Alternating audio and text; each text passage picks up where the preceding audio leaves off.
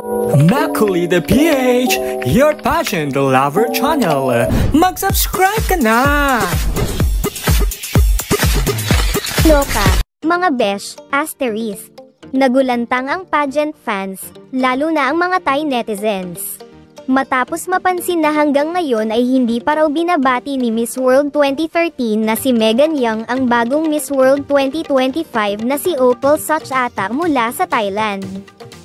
Ayon sa ilang netizens, expected daw nila na bilang former title holder, si Megan ang isa sa mga unang magbibigay ng public recognition sa panalo ni Opal, lalo na't parehong Miss World Queen sila.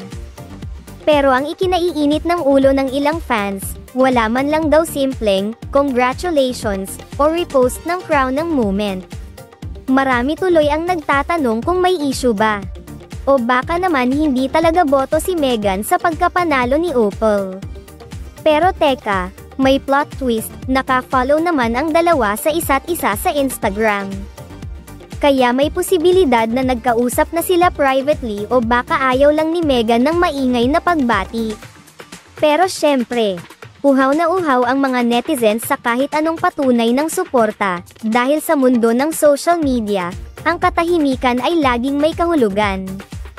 May mga nagsasabing baka busy lang si Megan o nag-aabang ng tamang timing, pero hindi pa rin mapigilan ang spekulasyon, iniisnab ba niya si Opal?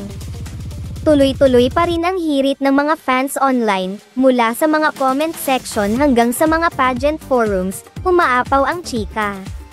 At ngayon, ang tanong ng lahat, kailan kaya babasagin ni Megan ang kanyang pananahimik? Dahil sa pageant world, bawat like, bawat post, bawat word, lahat yan may bigat. Kaya hanggat walang kumpirmadong pahayag, tuloy ang haka-haka at chismis sa Beauty Queen Universe.